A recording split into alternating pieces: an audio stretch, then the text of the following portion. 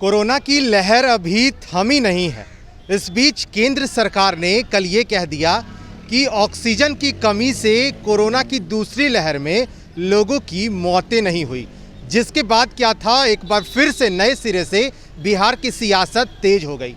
बिहार के स्वास्थ्य मंत्री मंगल पांडे ने कह दिया कि आप खुद गवाह हैं, कोरोना की दूसरी लहर में अपने अस्पतालों का जा करके कवर किया था अस्पतालों को। उन्होंने मीडिया से बात करते हुए कहा कि अपने अस्पतालों का जाकर कवर किया था न्यूज़। क्या आपको लगा था कि कहीं भी ऑक्सीजन की कमी हुई थी?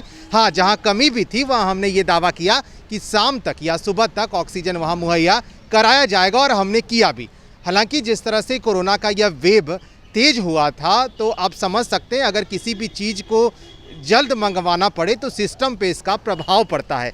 हालांकि ये सियासत इसलिए तेज हो गई क्योंकि केंद्र सरकार ने ये कह दिया कि कोरोना से दूसरी लहर में ऑक्सीजन की कमी से किसी की मौत नहीं हुई। स्वास्थ्य मंत्री मंगल पांडे का ये आवाज़ है, और मंगल पांडे ने खुद अभी बातचीत करते हुए ये बताया है कि ऑक्सीजन की कमी से दूसरी लहर में किसी की मौत नहीं हुई। ये खुद मंगल पांडे ने कहा। साफ तौर पे नेता प्रतिपक्ष तेजस्वी यादव ने भी हमला बोला है।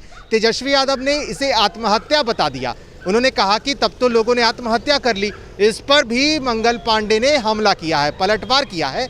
मंगल पांडे का कहना है कि नेता प्रतिपक्ष तेजस्वी यादव कोरोना की दूसरी लहर में थे कहाँ, ये आप सब जानते हैं। वो दिल्ली में बैठकर ट्वीट कर रहे थे, वो लोगों के बीच नहीं थे, और हम लगातार लोगों के लिए, जनता के लिए लगे रहते हैं। कुछ कहने से पहले एक बार आपको मंगल पांडे के बयान को सुनाते हैं। नहीं, देखिए, मैं बिहार के बारे में आप सब लोगों को बता सकता हूं, और आप सब लोग भी उस समय बिहार में ही थे जब कोरोना का सेकेंड वेव आया था, और आप सब लोग हर दिन की खबर को कवर करते थे।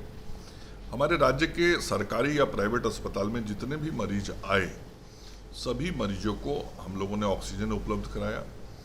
और जहां कोरोना के सेकेंड वेव के समय में 16 metric ton medical liquid oxygen की ज़रूरत पड़ती थी, जब यह वेव अपने सर्वाधिक दौर पे था, तो एक दिन में 232 मैट्रिक टन भी ऑक्सीजन का उठाव करना पड़ा। मतलब 14 गुना अधिक उठाव करना पड़ा। तो आप समझ सकते हैं कि 20-25 दिनों में यदि किसी भी चीज़ का डिमांड 14 गुना बढ़ेगा तो सिस्टम पर कितना प्रेशर आता है। फिर भी हमने पूरे व्यवस्था को बनाए रखा, और भारत की सरकार के सहयोग से, केंद्र सरकार के सहयोग से ऑक्सीजन का एलोकेशन भी बढ़ाया। जो ऑक्सीजन को ट्रांसपोर्ट करने के लिए जितनी सुविधाओं की ज़रूरत थी, वो हमने सहयोग मांगा, वो सहयोग मिला। बिहार सरकार के हमारे विभाग के अधिकारियों ने, उद्योग विभाग के अधिकारियों ने पूरा परिश्रम मेहनत किया, और हर अस्पताल तक हमने ऑक्सीजन पहुंचाया, मरीजों को सेवा की। सर, केंद्र ने एक दलील ये दी है कि राज्य सरकारों ने जो है वो मौत का आंकड़ा नहीं दिया है केंद्र को, जिसके वजह से केंद्र ने ये रिपोर्ट जारी की है। नहीं, तो हमारे राज्य के अस्पताल में आप सब लोग गवाह हैं। आप लोग बताइए, आप लोगों ने किसी भी दिन किसी अस्पताल में ऑक्सीजन की कमी हुई, इसका कोई न्यूज़ कवर किया था क्या? हाँ, ये जरूर बात आती थी कि शाम तक चाहिए, कल सुबह चाहिए, तो हम लोग उपलब्ध कराते जाते थे। तेजस्वी यादव ने इसे आत्महत्या बता रहे थे। तेजस्वी यादव कहाँ थे, जरा उनसे पूछिए ना। उस समय वो थे कहाँ पर? उनको मतलब क्या है राज्य की जनता से? वो तो कहीं बैठ के ट्वीट करते थे, और उस दिन उनको ये सब बात नहीं ध्यान में आया था। तो उनको जनता से मतलब नहीं रहता है।